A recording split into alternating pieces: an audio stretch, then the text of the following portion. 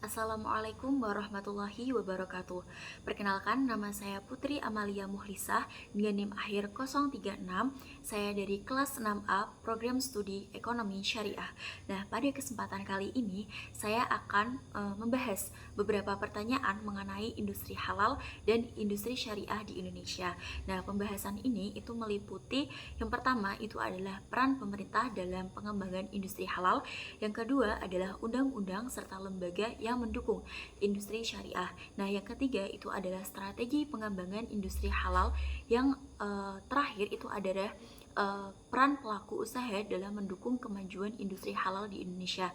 Nah, melalui pembahasan kali ini diharapkan kita itu dapat memahami bahwa industri halal itu tidak hanya berkaitan dengan aspek agama saja, tetapi juga memiliki peran penting dalam meningkatkan kualitas produk, terus juga pertumbuhan perekonomian serta daya saing Indonesia di tingkat global. Nah, baik, langsung saja kita masuk ke pertanyaan yang pertama, yaitu mengenai jelaskan peran pemerintah dalam pengembangan industri halal. Baik, jadi pemerintah itu memiliki peran yang sangat penting dan juga strategis dalam pengembangan industri halal, karena tidak hanya bertugas membuat aturan saja, tetapi juga memastikan ekosistem halal itu dapat berkembang secara berkelanjutan. Nah, dalam hal ini juga pemerintah ini dapat berperan sebagai regulator, fasilitator, pengawas, dan juga sekaligus motor penggerak ekonomi halal nasional. Nah, tanpa dukungan dari pemerintah, industri halal itu akan sulit berkembang secara terarah dan juga kurang memiliki kepastian hukum maupun kepercayaan dari masyarakat itu sendiri. Nah, pemerintah itu sebagai regulator itu menetapkan berbagai kebijakan dan dasar hukum yang mengatur penyelenggaraan industri halal di Indonesia. Nah, salah satu contohnya itu adalah menetapkan kewajiban sertifikasi halal melalui Undang-Undang Jaminan Produk Halal. Nah, kebijakan ini tuh bertujuan untuk memberikan perlindungan kepada konsumen muslim agar memperoleh produk yang aman dan sesuai dengan syariat Islam. Nah, pemerintah ini juga menetapkan standar halal, aturan labelisasi, dan juga prosedur produk halal agar pelaku usaha itu memiliki pedoman yang jelas dan menjalankan usahanya gitu. Nah, selain itu juga pemerintah ini juga sebagai regulator. Nah, yang mana itu berperan sebagai fasilitator bagi pelaku usaha. Nah, khususnya ini di bidang UMKM.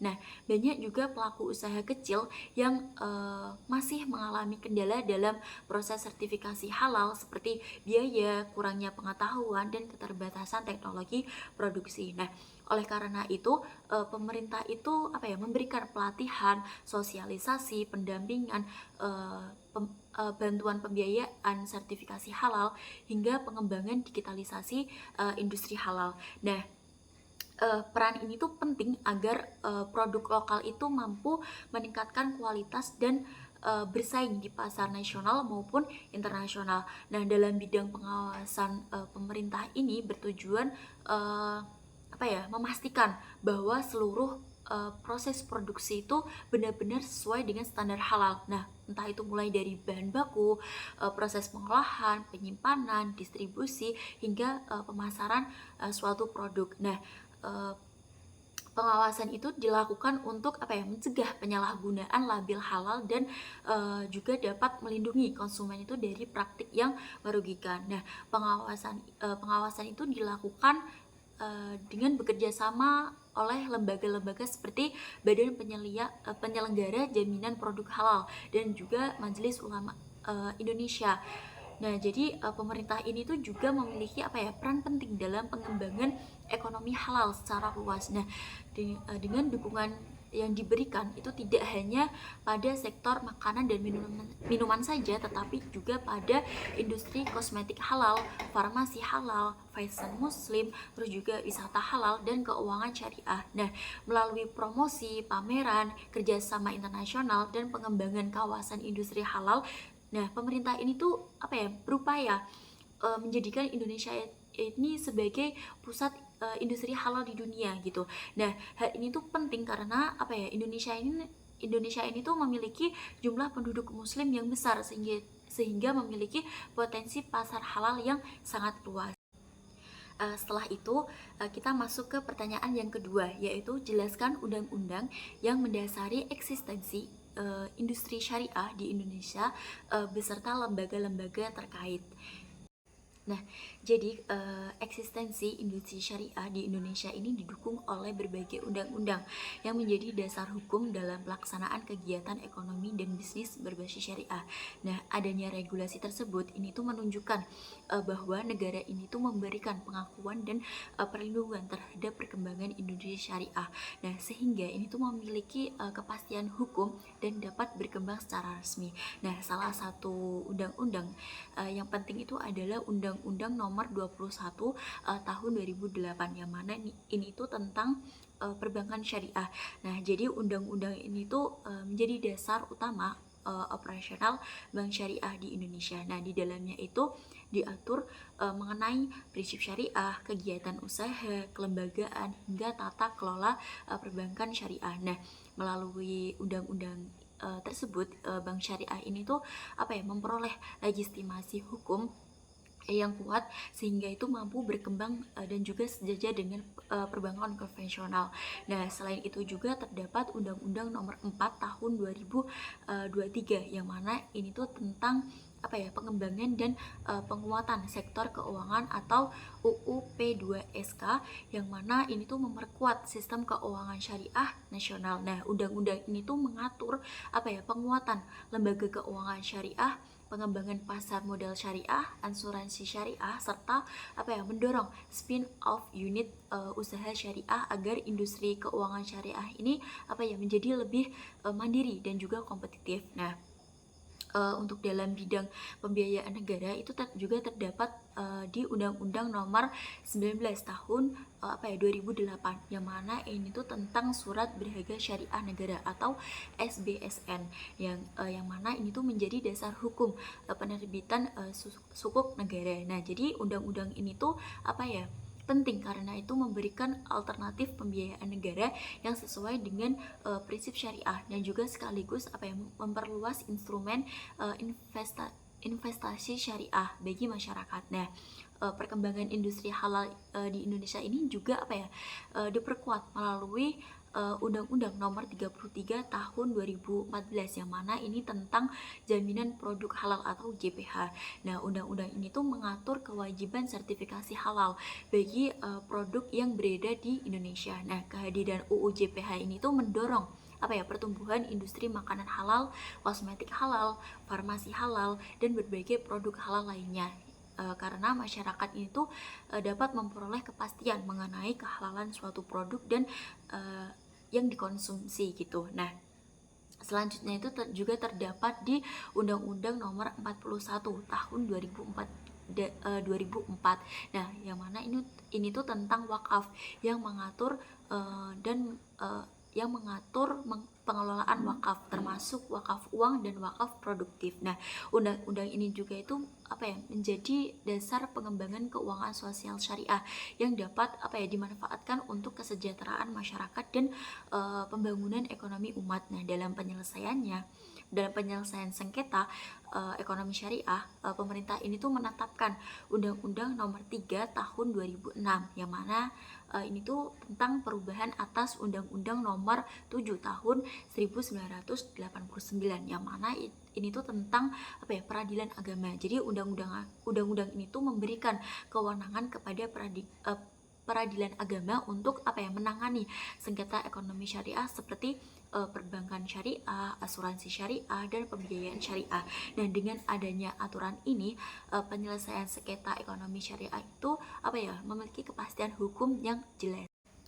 Dalam pelaksanaannya, industri syariah di Indonesia ini didukung oleh berbagai lembaga yang memiliki peran penting dalam pengaturan, pengawasan, hingga sertifikasi produk dan jasa syariah. Nah, Bank Indonesia atau BI ini tuh berperan dalam mendukung pengembangan ekonomi dan keuangan syariah melalui kebijakan moneter, pengembangan pasar keuangan syariah, serta penguatan ekosistem ekonomi halal nasional. Nah, selain itu juga ada Otoritas Jasa Keuangan atau OJK, yang mana ini tuh bertugas untuk mengawasi dan mengatur seluruh lembaga keuangan syariah agar kegiatan operasionalnya ini sesuai dengan prinsip syariah dan tetap menjaga stabilitas sistem keuangan. Nah, di bidang penetapan prinsip syariah ini terdapat Dewan Syariah Nasional dan juga Majelis Ulama Indonesia atau biasa disebut DSN MUI. Nah, yang mana ini tuh memiliki kewenangan untuk mengeluarkan fatwa-fatwa terkait produk, transaksi dan kegiatan usaha berbasis syariah.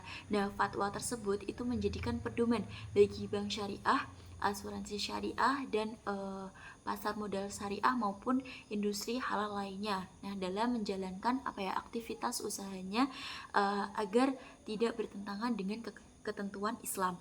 Nah, sementara itu dalam penyelenggaraan jaminan produk halal, pemerintah itu membentuk Badan Penyelenggara Jaminan Produk Halal atau BPCBH, yang mana ini yang bertugas untuk mengelola proses sertifikasi halal mulai dari pendaftaran, verifikasi hingga penerbitan sertifikasi halal. Nah, dalam proses pemeriksaannya, BPJPH ini tuh bekerja sama dengan lembaga pemeriksa halal yang melakukan audit dan pemeriksaan terhadap bahan, proses produksi serta sistem jaminan halal yang suatu produk. Nah, dengan adanya dukungan regulasi serta lembaga-lembaga tersebut, industri syariah ini di Indonesia ini memiliki landasan hukum, sistem pengawasan dan juga mekanisme sertifikasi yang jelas. Nah, hal ini juga dapat membuat masyarakat itu lebih percaya terhadap produk dan layanan syariah. Nah, sekaligus juga dapat mendorong perkembangan industri syariah agar semakin kompetitif, profesional, dan juga mampu bersaing di tingkat nasional maupun internasional. Berikutnya pertanyaan yang ketiga, yaitu menurut pendapat Anda apa strategi yang bisa diterapkan dalam usaha mengembangkan industri halal? Menurut saya, pengembangan industri halal di Indonesia ini memerlukan strategi yang terintegrasi antara pemerintah, pelaku usaha, lembaga keuangan syariah, dan juga masyarakat. Nah, hal ini itu penting karena Indonesia ini kan memiliki potensi besar sebagai pusat industri halal dunia. Nah, mengingat jumlah penduduk muslim yang sangat besar serta meningkatnya permintaan produk halal di pasar global. Nah, oleh karena itu strategi pengembangan industri halal itu tidak cukup hanya berfokus pada label halal saja, tetapi juga harus memperhatikan kualitas, inovasi, dan daya saing produk. Nah, strategi yang pertama itu adalah pemerintah itu perlu memperkuat regulasi dan mempercepat proses sertifikasi halal. Nah, terutama di UMKM. Nah, banyak pelaku usaha itu masih menganggap sertifikasi halal itu rumit dan membutuhkan biaya besar. Nah, oleh karena itu pemerintah itu perlu memberikan pendampingan, subsidi serta digitalisasi layanan sertifikasi agar prosesnya itu menjadi lebih mudah, cepat, dan juga transparan. Nah, dengan semakin banyaknya produk bersertifikasi halal, kepercayaan konsumen itu juga akan meningkat. Nah, yang selanjutnya adalah strategi yang kedua, itu adalah peningkatan kualitas sumber daya manusia. Nah, ini tuh harus menjadi prioritas gitu, yang mana pelaku usaha itu perlu mendapatkan pelatihan mengenai standar halal dan juga kebersihan produk, dan juga bagaimana manajemen usaha, terus pemasaran digital serta inovasi produk. Dan dengan SDM yang berkualitas, industri halal di Indonesia itu tidak hanya mampu memenuhi kebutuhan dalam negeri, tetapi juga mampu bersaing di pasar internasional juga. Nah, strategi yang ketiga itu adalah pemanfaatan teknologi dan inovasi, yang mana ini tuh perlu untuk terus dikembangkan. Nah, saat ini tuh persaingan industri itu semakin modern. Nah, yang mana sehingga itu produk halal itu harus mampu mengikuti perkembangan zaman. Nah, inovasi itu dapat dilakukan melalui desain kemasan yang menarik, branding yang kuat, juga penggunaan media sosial hingga pemanfaatan e-commerce untuk memperluas pasar. Nah, selain itu juga pemerintah itu juga dapat mengembangkan aplikasi atau platform digital halal yang mana memudahkan masyarakat itu dalam mengecek sertifikasi dan juga informasi produk halal secara cepat dan juga akurat. Nah, strategi yang keempat itu adalah dukungan terhadap UMKM dan pembiayaan syariah. Yang mana itu juga sangat penting. Nah, UMKM itu juga merupakan sektor yang memiliki peran besar dalam perekonomian di Indonesia, sehingga perlu diberikan akses modal, pelatihan serta pendampingan usaha. Nah, dalam hal ini juga lembaga keuangan syariah itu dapat membantu menyediakan pembiayaan yang sesuai dengan prinsip Islam, yang mana agar pelaku usaha itu lebih mudah mengembangkan bisnis halal mereka. Nah, strategi yang kelima itu adalah kerjasama antar pemerintah, perguruan tinggi, lembaga sertifikasi dan juga pelaku industri itu harus diperkuat gitu. Nah, dengan adanya kolaborasi ini tuh sangat penting, yang mana untuk mendukung penelitian bahan halal, pengembangan produk dan juga pengawasan kualitas hingga perluasan pasar halal nasional maupun internasional. Nah, dengan kerjasama yang baik, perkembangan industri halal ini akan menjadi lebih terarah dan juga dapat berkelanjutan. Selain itu, edukasi dan literasi halal kepada masyarakat itu juga harus terus ditingkatkan. Nah, produk halal saat ini tuh tidak hanya dipilih oleh umat Islam, tetapi juga oleh masyarakat umum karena dianggap lebih aman, higienis dan juga berkualitas. Nah, oleh karena itu, promosi produk halal itu perlu dilakukan secara lebih luas agar dapat meningkatkan minat masyarakat terhadap produk lokal halal di Indonesia. Nah, dengan berbagai strategi tersebut, industri halal di Indonesia ini memiliki peluang besar untuk berkembang lebih pesat dan juga meningkatkan daya saing ekonomi nasional, membuka lapangan kerja, serta menjadikan Indonesia ini sebagai salah satu pusat industri halal di dunia. Dan yang terakhir, pertanyaan yang keempat, yaitu jika Anda adalah pelaku usaha, apa yang akan Anda lakukan dalam konteks mendukung pengembangan industri halal di Indonesia? Jika saya menjadi pelaku usaha, maka hal pertama yang akan saya lakukan adalah membangun usaha yang benar-benar menerapkan prinsip halal secara menyeluruh. Nah, bukan hanya sekedar mengejar label halal saja. Nah, saya juga akan memastikan bahan baku, proses produksi, penyimpanan hingga distribusi produk itu bebas dari unsur haram dan juga najis, serta sesuai dengan standar yang telah ditetapkan. Nah, setelah itu juga saya akan mengurus sertifikasi halal itu sebagai bentuk tanggung jawab dan jaminan kepercayaan kepada konsumen. Nah, selain itu juga saya juga menjaga kehalalan produk. Saya juga akan berfokus pada kualitas, kebersihan, keamanan dan juga inovasi produk. Nah, menurut saya industri halal itu akan berkembang jika produk halal itu mampu bersaing dari segi mutu, harga, kemasan dan juga pemasaran. Nah, oleh karena itu saya akan memanfaatkan teknologi dan juga media digital untuk memperluas pasar serta memperkenalkan produk halal kepada masyarakat yang lebih luas. Nah, termasuk di pasar internasional. Nah, saya juga akan meningkatkan pengetahuan diri saya dan juga karyawan mengenai konsep halal melalui pelatihan dan kerjasama dengan lembaga terkait. Nah, bagi saya pemahaman tentang halal itu sangat penting agar usaha itu tidak hanya berorientasi pada keuntungan saja, tetapi juga memiliki tanggung jawab moral dan juga sosial. Nah, selain itu juga saya akan mendukung penggunaan bahan baku lokal dan membantu UMKM lain untuk berkembang agar ekosistem industri halal di Indonesia ini semakin kuat. Nah, dengan langkah tersebut pelaku usaha itu dapat berperan aktif dalam menjadikan industri halal itu sebagai sektor ekonomi yang maju, terpercaya dan mampu meningkatkan daya saing Indonesia di tingkat global. Demikian pembahasan yang dapat saya sampaikan mengenai industri halal dan juga industri syariah di Indonesia.